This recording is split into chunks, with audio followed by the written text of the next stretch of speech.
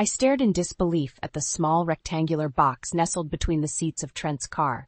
My fingers trembled as I pulled it out, the burgundy velvet glinting under the dim garage light. This was the anniversary gift I had been eagerly anticipating for weeks, the one that never materialized. Lifting the lid, I felt my heart sink. Inside lay a sparkling diamond necklace, the price tag still attached. A small note scrawled on the box's inner lining read, "To my darling Clara, love, Trent." My vision blurred as tears welled up. How could this be happening? We had been married for 15 years, and Trent and I had built a comfortable life together. Or so I had thought. This gift, this betrayal, shattered that illusion. As I sank onto the cold cement floor, a crumpled piece of paper caught my eye. Unfolding it, I found a child's drawing, crudely depicting a family of 3, a woman, a man, and a young girl. At the bottom, in wobbly handwriting, were the words, "Daddy Trent." The pieces fell into place. Trent's late nights at the office, his constant excuses to be away from home. He had another family, another life that he was leading behind my back. All those years I had proudly called myself his wife, the mother of his children. It was all a lie. Rage bubbled within me, threatening to consume me. I wanted to scream, to confront him right then and there. But instead, I took a deep breath and forced myself to think rationally. I needed to gather more evidence, to uncover the full extent of his betrayal, before I confronted him. Carefully, I placed the necklace and the drawing back in the box, tucking it into my purse. As I made my way back to the house, I could feel the weight of what I had discovered pressing down on me. How could I face Trent now, knowing what I knew? The trust we had built over the years, the foundation of our marriage, had crumbled. That night, as Trent sat across the dinner table from me, chatting amiably about his day, I struggled to maintain my composure. I wanted to scream at him, to demand answers, but I held my tongue. I needed to be strategic, to plan my next move carefully. After the children had been put to bed, I followed Trent into the living room where he settled into his favorite armchair, flipping on the TV. Taking a seat beside him, I cleared my throat. "Trent, we need to talk." He glanced up, his brow furrowing. "What's wrong, honey?" I took a deep breath, steeling myself for the confrontation. "I found something in your car today, something that belongs to someone else." Trent's eyes widened and a flicker of panic crossed his face. "What are you talking about?" "The anniversary gift you never gave me," I said, my voice trembling with barely contained emotion. "The one you bought for your mistress, Clara." Trent opened his mouth, but no words came out. He sat there frozen, his guilt etched on his features. "And that's not all," I continued, pulling the drawing from my purse and thrusting it at him. "Who's this little girl, Trent? Another one of your secrets." Trent's face paled, and he ran a hand through his hair, his usual confident demeanor crumbling. "Rena, I can explain." "Save it," I snapped, holding up a hand to silence him. "I don't want your excuses. I want the truth. I want a divorce." The words hung in the air, the finality of my statement sending a chill through the room. Trent stared at me, his mouth opening and closing like a fish out of water, but no sound came out. In that moment, I knew this was the end of our marriage, the end of the life I had known. But I was done being the victim. It was time to take control of my own destiny. The tension in the room was palpable as Trent and I stared at each other, the silence punctuated only by the muffled sound of the television.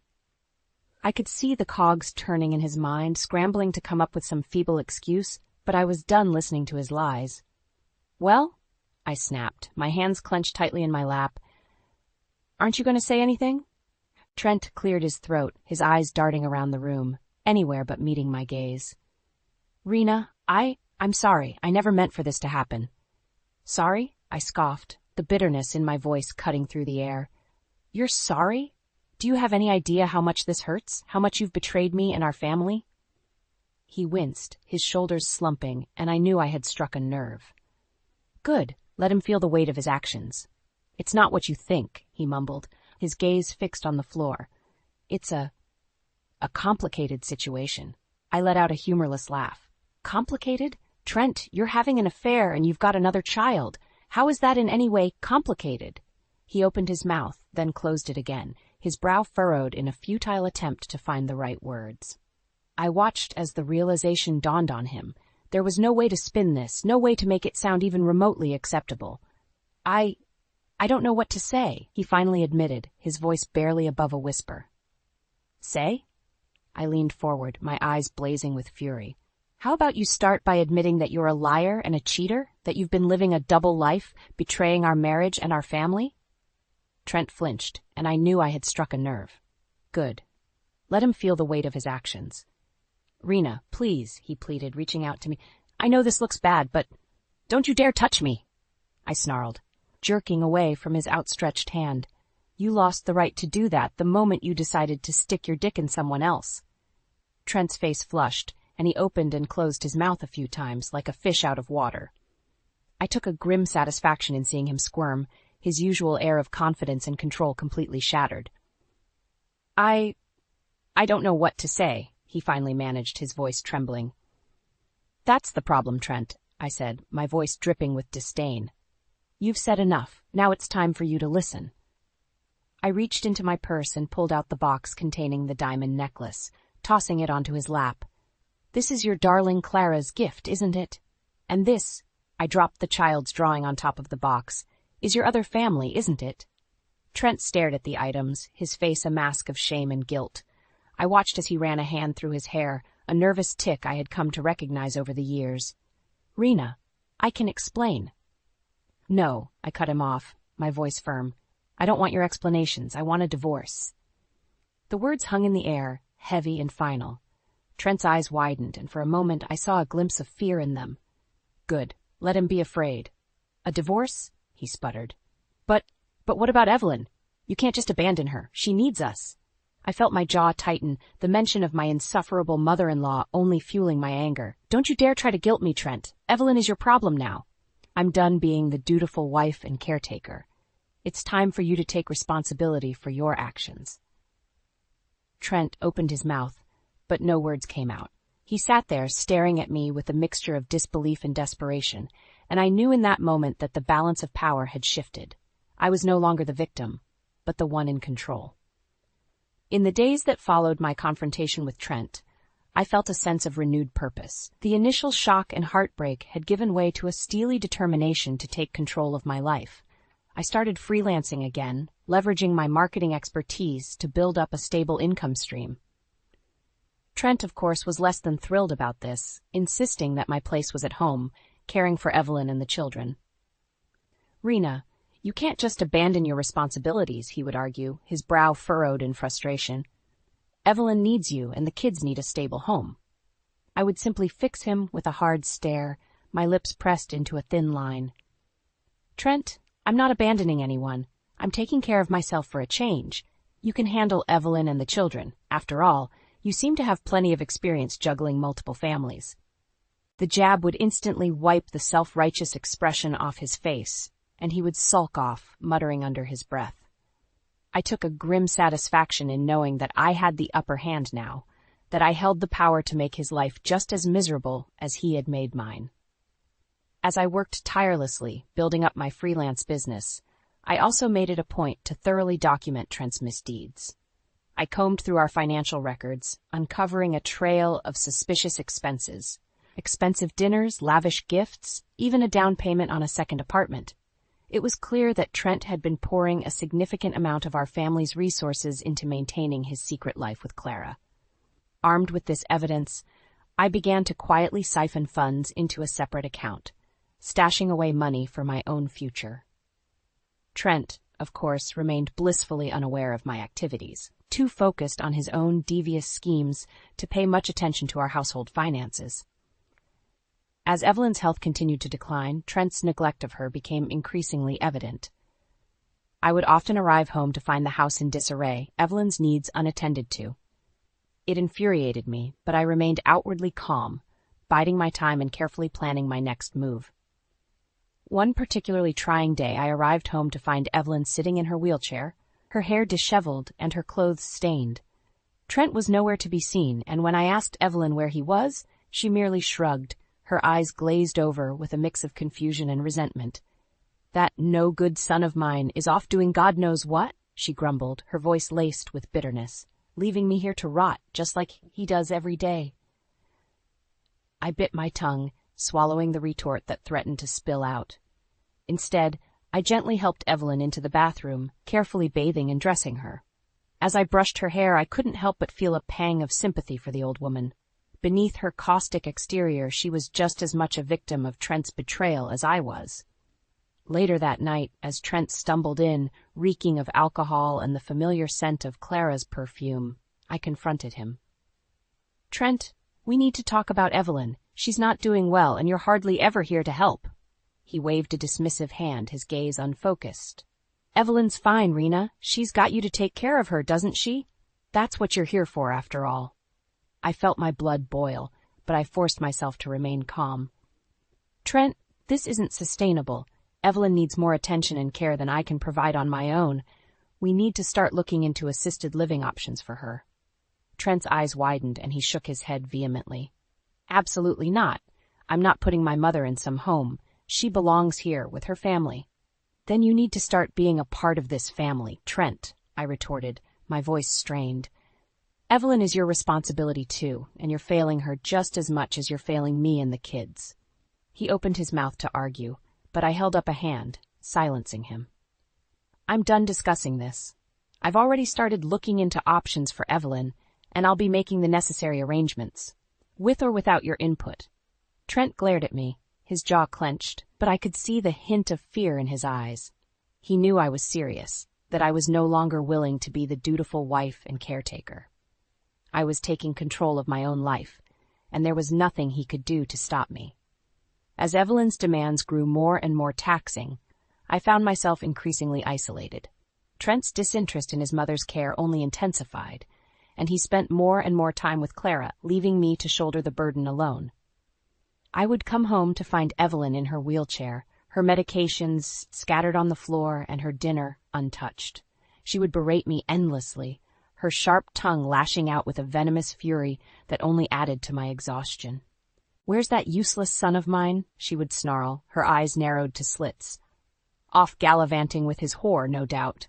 And you, Rena, you're just as useless, letting this place fall to pieces." I would grit my teeth, biting back the retort that threatened to spill out. Instead, I would silently tend to Evelyn's needs, carefully administering her medications and ensuring she was fed and comfortable. It was a thankless task, but I knew I had to keep my composure if I wanted to execute my plan. One evening, as I was preparing dinner, Trent burst through the front door, his face flushed and his eyes wild. "Rena, we need to talk," he announced, his voice quivering with a strange mixture of panic and excitement. I turned to face him, wiping my hands on a dish towel. "What is it, Trent?" He took a deep breath, his gaze darting around the room as if he was afraid someone might overhear. "It's Clara. She's pregnant." I felt my heart drop, the dish towel slipping from my grasp as a wave of nausea washed over me. Of course, I had suspected as much, but hearing the confirmation still hit me like a punch to the gut. "Pregnant?" I echoed, my voice barely above a whisper. "And I suppose you're the father." Trent nodded, a strange glint of pride in his eyes. Yes, I am. And I want you to leave, Rena. I want a divorce. I want to be with Clara and our child." I stared at him, my mind reeling. After all this time, after all the pain and betrayal, he had the audacity to demand a divorce on his terms, as if I was some inconvenience to be discarded. "You want me to leave?" I repeated, my voice trembling with barely contained rage. "You're the one who's been having an affair, Trent. You're the one who's been living a double life and betraying our family, and now you have the nerve to tell me to leave?" Trent held up his hands, a placating gesture. "Rena, please, try to understand. This is my chance to start a new life, to be a father to my child. I can't be tied down to you and Evelyn anymore." I felt my fingers curl into fists, my nails digging into the palms of my hands. Tied down? Is that how you see me, Trent? As some burden to be cast aside? He opened his mouth to respond, but I cut him off, my voice rising in pitch. "No, Trent, you don't get to make this decision for me. I'm the one who's been betrayed, who's been left to pick up the pieces of your selfish, despicable actions. And I'm not going anywhere." Trent's eyes widened, and he took a step back, as if he had not anticipated my vehement refusal. "Rena, you don't understand," he tried to explain, his voice tinged with desperation. "This is my chance to be happy, to have the family I always wanted." I let out a bitter laugh, shaking my head in disbelief. The family you always wanted? Trent, you already had a family. You had a wife and children who loved you, and you threw that all away for some cheap affair and a mistress who's now carrying your child. Trent's face flushed and he opened his mouth to protest, but I held up my hand, silencing him. No, Trent, you made your choice, and now you have to live with the consequences. I'm not leaving and I'm not giving you a divorce. You're going to have to deal with me, with Evelyn, and with the mess you've created. The finality in my tone seemed to hit Trent like a physical blow, and he stared at me, his mouth working soundlessly. I could see the realization dawning on him, that he had underestimated my resilience, my willingness to fight for what was rightfully mine. In that moment, I felt a surge of power, a sense of control that I hadn't experienced in years. Trent was no longer the one in charge. I was. And I was going to use that power to bring him down, to make him pay for the pain he had caused. The tension in the house was palpable as Trent and I faced off, our once loving marriage reduced to a battlefield of accusation and recrimination. I could see the panic in his eyes, the realization that his carefully constructed web of lies was about to unravel. "Rena, please," he pleaded, his voice tinged with desperation. "Think about what you're doing. Think about our family, our children." I let out a humorless laugh, shaking my head. "Our family, Trent? Don't you mean your family with Clara?" I paused, pinning him with a hard stare. "And as for the children, I'm doing this for them. I'm not going to let them grow up thinking that this kind of betrayal is acceptable." Trent opened his mouth, but before he could speak, I held up a hand, silencing him. "I have evidence, Trent," I said, my voice surprisingly calm. "I've been documenting everything, your financial misdeeds, your neglect of Evelyn, your affair with Clara, and I'm going to use it all against you." His eyes widened and I could see the color drain from his face. "Rena, you can't." "I can and I will," I interrupted, my resolve hardening. "You've betrayed me, Trent. You've betrayed our family, and now you're going to pay the price." Trent ran a hand through his hair, a nervous gesture I had come to recognize over the years. "Rena, please, let's talk about this. We can work something out, I promise." I shook my head, unwavering. "No, Trent, there's nothing to talk about. I want a divorce, and I want it now." The words hung in the air, heavy and final. Trent stared at me, his mouth working soundlessly, as the full weight of my demand sank in. But what about Evelyn?" he finally managed, his voice barely above a whisper. "You can't just abandon her, Rena. She needs us." I felt a surge of anger at his pathetic attempt to manipulate me. "Don't you dare try to guilt me, Trent. Evelyn is your responsibility, not mine. You're the one who's been neglecting her, not me." Trent opened his mouth to protest, but I cut him off, my voice sharp and unyielding. "No, Trent. I'm done being the dutiful wife and caretaker. It's time for you to step up and take care of your own mother. And as for the children, I'll be filing for full custody. You can see them, but only under my terms." Trent's face twisted with a mixture of shock and fury. "You can't do this, Rena. You can't take my children away from me." I held up the manila envelope I had been clutching, the evidence of his misdeeds tucked neatly inside. "I can, and I will, Trent, unless you want me to expose your affair and your financial misdeeds to your family, your friends, and your employer." Trent's eyes widened, and I could see the realization dawning on him. He had underestimated me, and now he was facing the consequences of his actions. "Rena, please," he pleaded, his voice cracking with desperation. "I'll do anything. Just don't do this." I shook my head, my resolve unwavering. "It's too late for that, Trent. You made your choices, and now you have to live with them." With that, I turned and walked away, leaving Trent standing in the middle of the living room, his world crumbling around him. I knew that the road ahead would be difficult, but I was no longer willing to be the victim. It was time to take control of my own destiny, even if it meant destroying the man I had once loved.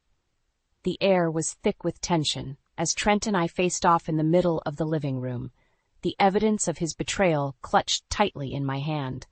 I could see the panic in his eyes, the realization that his carefully constructed web of lies was unraveling. "Rena, please," he pleaded, his voice tinged with desperation. "Think about what you're doing. Think about our family, our children." I let out a humorless laugh, shaking my head. "Our family, Trent? Don't you mean your family with Clara?" I paused, pinning him with a hard stare. "And as for the children, I'm doing this for them. I'm not going to let them grow up thinking that this kind of betrayal is acceptable. Trent opened his mouth, but before he could speak, I held up a hand, silencing him. I have evidence, Trent, I said, my voice surprisingly calm. I've been documenting everything. Your financial misdeeds, your neglect of Evelyn, your affair with Clara, and I'm going to use it all against you. His eyes widened, and I could see the color drain from his face. Rena, you can't. I can, and I will, I interrupted, my resolve hardening. You've betrayed me, Trent. You've betrayed our family, and now you're going to pay the price. Trent ran a hand through his hair, a nervous gesture I had come to recognize over the years. Rena, please, let's talk about this. We can work something out, I promise. I shook my head, unwavering. No, Trent, there's nothing to talk about. I want a divorce, and I want it now. The words hung in the air, heavy and final. Trent stared at me, his mouth working soundlessly as the full weight of my demand sank in. But what about Evelyn? He finally managed, his voice barely above a whisper. You can't just abandon her, Rena. She needs us. I felt a surge of anger at his pathetic attempt to manipulate me. Don't you dare try to guilt me, Trent.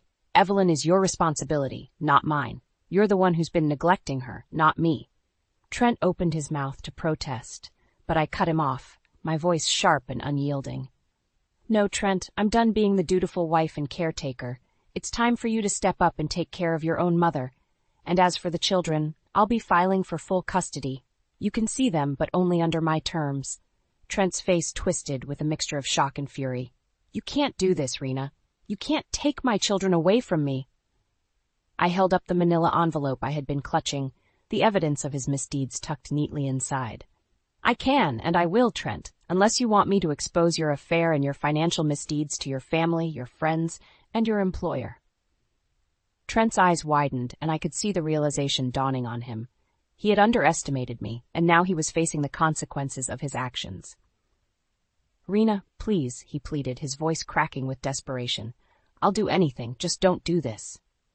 I shook my head, my resolve unwavering. It's too late for that, Trent. You made your choices, and now you have to live with them. With that, I turned and walked away, leaving Trent standing in the middle of the living room, his world crumbling around him. I knew that the road ahead would be difficult, but I was no longer willing to be the victim. It was time to take control of my own destiny, even if it meant destroying the man I had once loved. As I made my way to the bedroom, I could hear Trent's desperate calls echoing behind me. Rena, please, don't do this. Think of the children. But I refused to look back, my mind set on the path I had chosen. Once in the bedroom, I locked the door and sank down onto the bed, my hands trembling as I opened the envelope. The evidence was damning. Bank statements, credit card records, even tawdry love letters from Clara. I could feel my heart racing as I sorted through the papers, my resolve hardening with each passing moment. I knew that what I was about to do would change everything, but I was no longer willing to be the victim. Trent had made his bed, and now he would have to lie in it. With a deep breath, I began making the necessary phone calls. To my lawyer, to Trent's family, to his employer. The words spilled out of me, my voice calm and steady as I laid bare the full extent of Trent's betrayal. As the news of his affair and financial misdeeds began to spread, I could feel the balance of power shifting. Trent's world was crumbling around him, and I took a grim satisfaction in knowing that I was the one who had brought him down. In the aftermath, Trent pleaded with me, begging for a second chance, but I refused to budge. I was done being the dutiful wife, the silent sufferer. It was time for me to take control of my own life, even if it meant sacrificing the man I had once loved. As the divorce proceedings began, I steeled myself for the battles to come.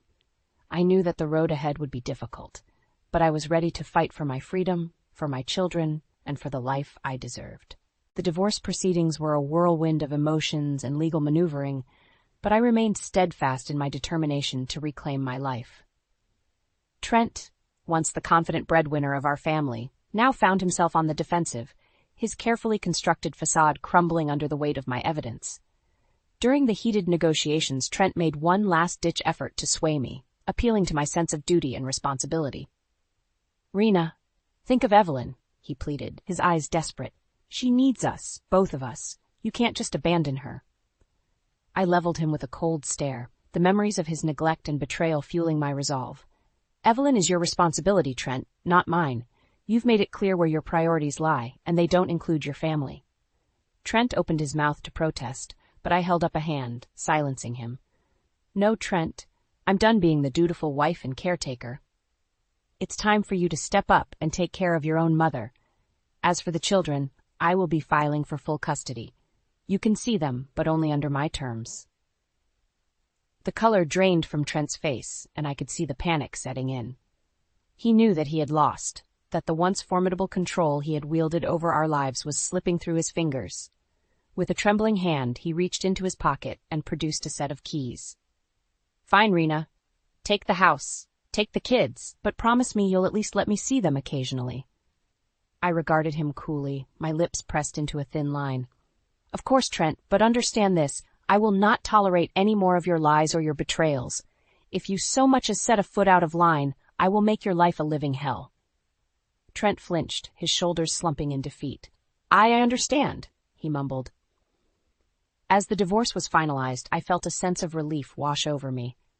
I had reclaimed my freedom, yes, my independence, and my children. Trent, on the other hand, was left to face the consequences of his actions. With the help of my lawyer, I exposed the full extent of Trent's infidelity and financial misdeeds to his family, his friends, and his employer. The fallout was swift and merciless, as Trent found himself shunned by those he had once counted as allies. His job, his social standing, and even his relationship with his own mother, Evelyn, who had once been his staunchest defender, all crumbled around him. I watched with a grim satisfaction as he spiraled into a pit of despair, his once confident demeanor reduced to a shadow of its former self. As for Evelyn, she too was forced to confront the reality of her son's failures.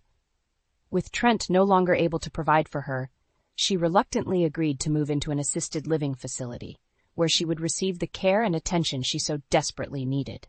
I knew that my decision to leave Trent and divorce him would not be an easy one, but as I settled into our new home with my children, I felt a sense of peace and empowerment that I hadn't experienced in years. I was no longer the victim, but the victor, and I was ready to embrace the next chapter of my life. In the weeks that followed, I focused on rebuilding my career, reconnecting with friends, and providing a stable, loving environment for my children. Trent, meanwhile, struggled to pick up the pieces of his shattered life, his attempts at reconciliation falling on deaf ears. As I watched him spiral downward, I couldn't help but feel a twinge of pity. But it was quickly overshadowed by the overwhelming sense of relief and liberation that I felt. I was finally free, and I was determined to make the most of it. As the dust settled on my divorce from Trent, I found myself emerging from the ashes of our shattered marriage with a newfound sense of purpose and freedom. Gone were the days of constantly worrying about Evelyn's demands, Trent's infidelity, and the responsibilities that had once weighed me down. I threw myself into rebuilding my career, leveraging my marketing expertise to secure a series of lucrative freelance contracts. The extra income allowed me to provide a comfortable life for my children and to focus on my own well-being after years of putting everyone else first. Trent, on the other hand, continued to spiral downward. His dismissal from his high-profile job, coupled with the public humiliation of his affair and financial misdeeds, left him a shell of his former self. I watched with a mixture of pity and satisfaction as he struggled to find his footing, his once confident demeanor reduced to a desperate plea for forgiveness. "Rena, please," he begged during one of our court-ordered mediation sessions, his eyes bloodshot and his voice trembling. "I know I've made mistakes, but I'm trying to make things right. Can't we work something out?" I regarded him coolly, my arms crossed over my chest. "Work something out, Trent? You had your chance to make things right, and you chose to betray me and our family instead." I paused, shaking my head. "No, Trent, you're going to have to live with the consequences of your actions." Trent opened his mouth to protest, but the mediator quickly intervened, steering the conversation back to the matter at hand, the custody and financial arrangements. In the end, I was granted full custody of our children, with Trent relegated to supervised visitation. He was also required to provide a significant portion of his income as child support, a consequence he clearly resented but was powerless to fight. As I left the courthouse, my children in tow, I couldn't help but feel a sense of relief and empowerment. The nightmare of my marriage to Trent was finally over, and I was free to rebuild my life on my own terms. Over the next few months, I focused on establishing a stable and nurturing environment for my children. We moved into a cozy apartment, and I made sure to set aside dedicated time for family activities and outings. The kids, who had once been caught in the crossfire of Trent's betrayal, slowly began to blossom, their laughter and joy a testament to the healing power of a loving, stable home. Trent, meanwhile, continued to struggle. He lost his job, his savings depleted by the divorce and child support payments. Evelyn, abandoned by both Trent and Clara, had no choice but to enter an assisted living facility, a decision that only added to Trent's woes. I heard through the grapevine that Trent had tried to reach out to Clara, hoping to rekindle their relationship, but she wanted nothing to do with him. Apparently, even the woman he had betrayed his family for had decided that he was more trouble than he was worth. As I watched Trent's downward spiral, I felt a sense of vindication, but also a twinge of pity.